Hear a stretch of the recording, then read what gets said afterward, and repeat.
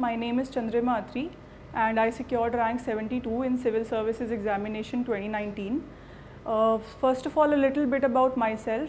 I was born in Panipat, Haryana. I did my schooling from Bal Vikas School, Panipat itself, till 12th standard. After that, I moved to Delhi and I did my graduation in BSc Physical Sciences from St. Stephen's College, University of Delhi. Post that, I did my law from Faculty of Law, University of Delhi enrolled in 2015 and graduated in 2018. I was simultaneously preparing for Civil Services Examination, gave my first attempt in 2016 and I reached till mains but could not clear mains. Then in my next two attempts, that is 2017 and 2018, I could not clear pre itself. And this was my fourth attempt. I gave 1 year solely to UPSC preparation after I graduated with law in 2018. So complete focus and dedication towards one goal proved a game changer for me and I could secure a good rank this time. First of all, as prelims is around the corner, I would like to focus first on prelims strategy.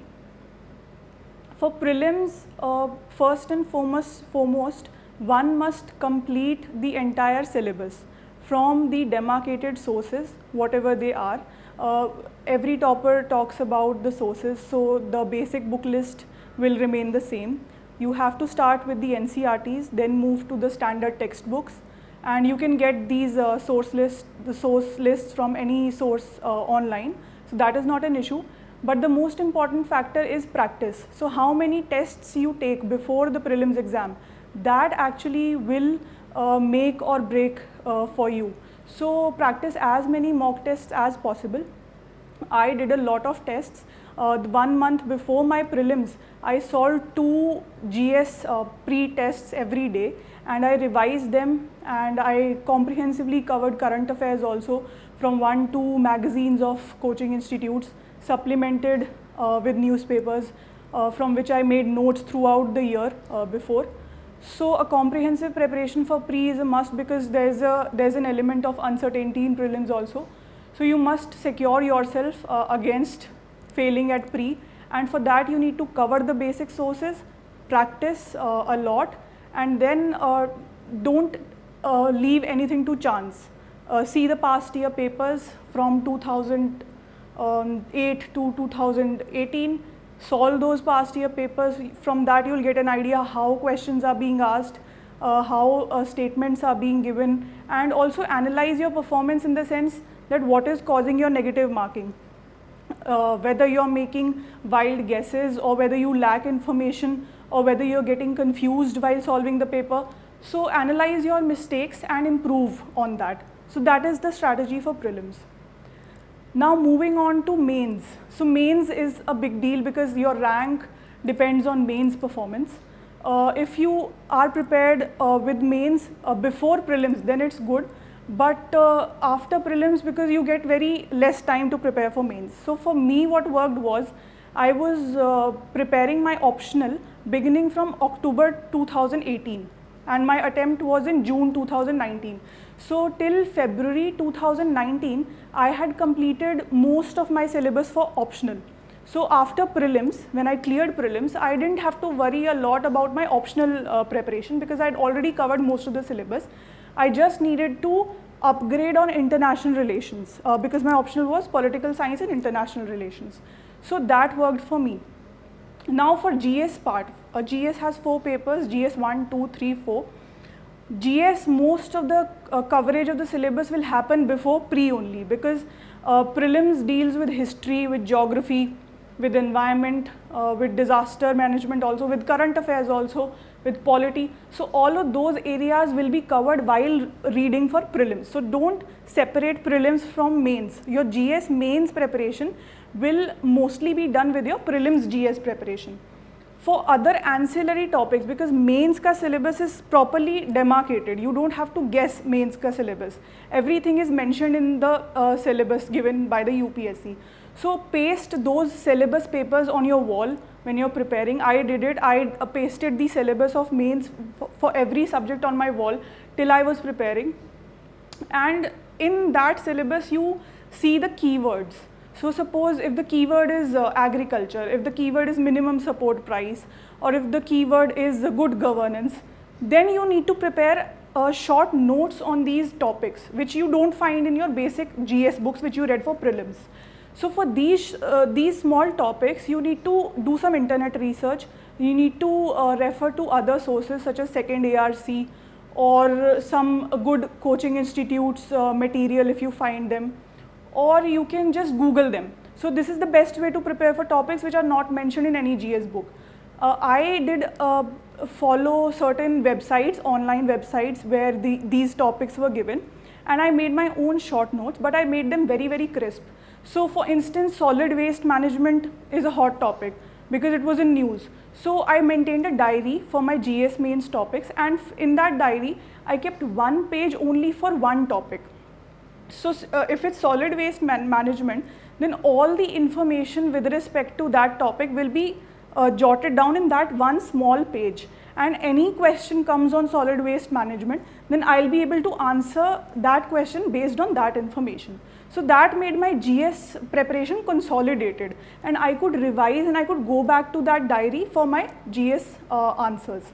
Also for GS, practice forms a very important part again. Answer writing is the soul of the main examination, and if you've read a lot and you've not practiced answer writing, then your entire reading goes to waste, because how you write answers, how you present that knowledge in an answer will make all the difference. So for answer writing, again, I joined a test series so that I become regular with my tests. I used to go on the specified date for writing that test, and after getting the checked answer copy, I used to see in which question I'm getting good marks and in which question I'm getting less marks. And then based on that evaluation, I used to tweak my writing style. For instance, if some question is asked, sometimes you have to write more than what is being asked, because they are expecting you to see every aspect of that issue, not just what is being asked. So I went a little extra in that, and I used to mention all the aspects of the issue, whether it's being asked or not. So that made my answer very, very holistic. Other thing is to to make your answer more beautiful and presentable by using flowcharts and diagrams. Diagrams are very easy to make. You don't have to think beforehand before making a diagram. You can just, if there is any process to be explained, or if there's, for instance, in the NPA's question, there was this thing called 3 R's of NPAs, which is resolution, rehabilitation, and recapitalization. So you can just make a triangle, and inside you can write 3 R's, and you can write recapitalization, resolution, recognition, whatever. So that makes your answer very presentable and very good to read and very easy to read. So that was one trick that I applied. And I used to mix both types of writing style in paras also and in pointers also. That doesn't make a much difference until unless you're covering all the aspects of the question. So that is up to you in which you feel comfortable and which is your own style of writing. But again, what works and what doesn't work can be found out only by practice. So give as many tests, write one question every day from prelims to mains, get a register and try to write on your own and get it checked by your mentors or by your friends, or even you can go through it on your own also. So that is for GS answer writing and GS preparation. Now moving on to essay and ethics. For essay, I did not read a lot because GS already provides you information, but I again did a lot of practice. I joined a test series for essay, and I used to write tests of essay almost every week. So that made me comfortable with essay writing, and it also gave me a feedback and review to improve myself. So that was not a very big problem. So essay was just writing practice. Now ethics. In ethics, you can either go very wrong or you can go very right, because ethics is such a paper. If you have prepared very well and if you have grasped the demand of the paper, then you can score very high in ethics paper. Though the marks are still not out, but I prepared extensively for ethics paper.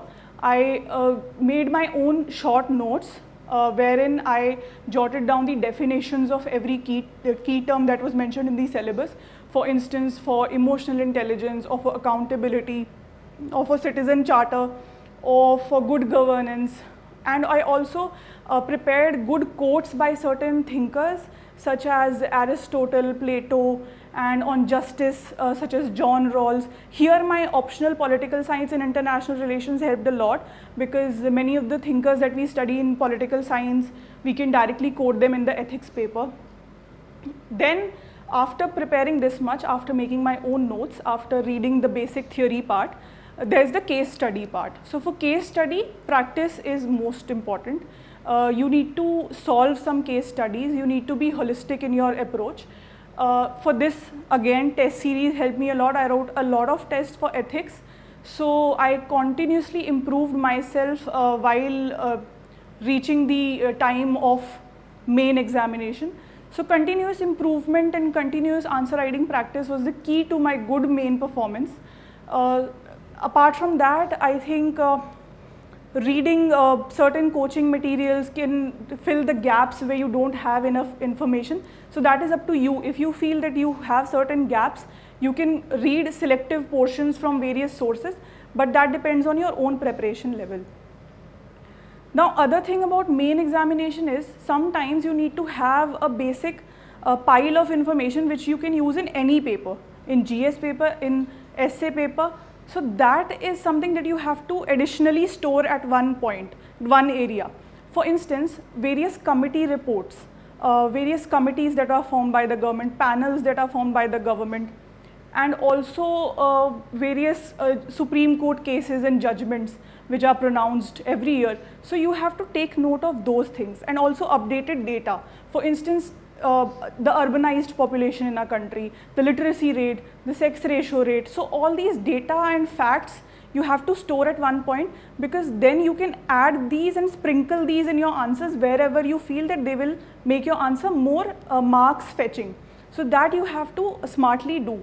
And that is not very difficult, because many coaching institutes provide you with those small key terms and keywords that you can use in your answers directly.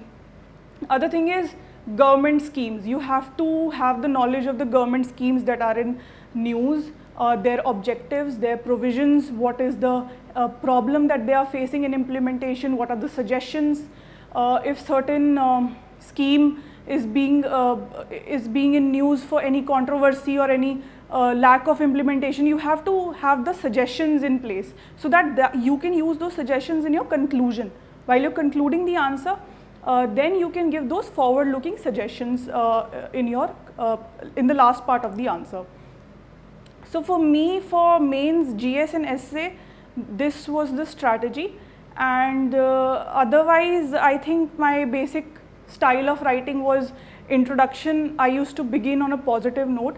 I used to give a fact or an impactful keyword that used to form an opinion or impression on the examiner, so that they get to know that I understand the demand of the question. Then moving to the body, I used to analyze the entire issue. I used to go for pointer form or paragraph form depending on the question. And then I used to move to the conclusion part, which was my forward-looking constructive suggestion. And I used to use quotes also in the answers if they were related to the society part, if they are related to the, say, women empowerment part. So you can use quotes by thinkers and by philosophers like Simone de Beauvoir, who used to say, one is not born a woman but becomes a woman. So these types of things that you keep on reading, you can add to your answers to make them more separate, more distinct from the other candidates that are writing the main exam. And in the body part of the answer, I used to include diagrams, flowcharts, pictures, whatever it was easy for me to make at that time. I used to draw that so that it enhances my overall answer. So this was my preparation for the GS part and for the essay part in the main examination. And then moving on to the interview part. For interview, again, your DAF, which is your detailed application form, is very, very important. In that, whatever information you have included, you have to search on that particular information very extensively, starting from your childhood, your schooling, your education, your entire graduation subject, your hobbies, your leadership qualities, leadership work that you have done, your work experience if there is any. So all those things you have to research, but ultimately it all boils down to that particular day and how you presented yourself on that particular day. So don't give too many mocks, I will say. Just restrict your number of mocks that you give and do more preparation and self-analysis and understand your own strengths and weaknesses, and then the utmost thing is to be calm and to be presentable in front of the board and be polite, be respectful, and at the same time show them your best self, in the sense how you can be a good leader, how you are compassionate towards the backward sections of the society, how you have sensitivity. So all those things will be more important than just your mugging up information or doing many mocks and not doing the self-evaluation and self-improvement. So don't take interview in a very serious way, but at the same time, don't completely do away with your own self-analysis and self-evaluation. So that is the key for interview. Apart from this, other thing was, because this was my 4th attempt, so I had to be constantly motivated and I had to constantly push myself every day to prepare more and prepare in a better way. For that, I included certain good habits in my life in the last 1 or 2 years, which you could also make good use of. First and foremost was I started practicing Surya Namaskars, which helped me to keep myself energetic. It helped me to start my day with full energy so that I could achieve my daily targets. And I had been a continuous practitioner of Surya Namaskars till date. The other thing was that I used to do journal writing. So journal writing is a way of expressing your thoughts on a page. So if you do journal writing, you can actually become more clearer in terms of your understanding, and you can be more focused in terms of achieving your goal. So journal writing was another way of expressing my thoughts and becoming more clear about my goals. The other thing was meditation. Now meditation is something which sometimes people find it very boring, that it is not something which is everyone's cup of tea. But if you are at any stage where you feel overwhelmed, or if you don't feel very calm and composed, then meditation is a very good practice which keeps you calm, it keeps you centered, and it develops your focus in the long run. So if you practice meditation for a month, you will definitely see the difference in you. So if any of you has faced failure before in any number of attempts, and if you're feeling that you cannot do it, then it's very wrong. You can do it. You just need to develop certain good habits, find the motivation within you, and if the why is strong for you, then I think that definitely you will try once again and you will make it. So keep your why very clear, very honest, and very in front of yourself while you are preparing, and then develop yourself, develop your personality, improve upon your strengths, and ultimately I think that you will be able to clear the exam, as I have become an example for myself also, that one can easily make it if one continuously improves themselves and doesn't give up on their dreams. So that would be my message to all the people who have faced failure or who are preparing for the next attempt now. So all the very best, and for the optional, I would do another video for my optional preparation. Thank you.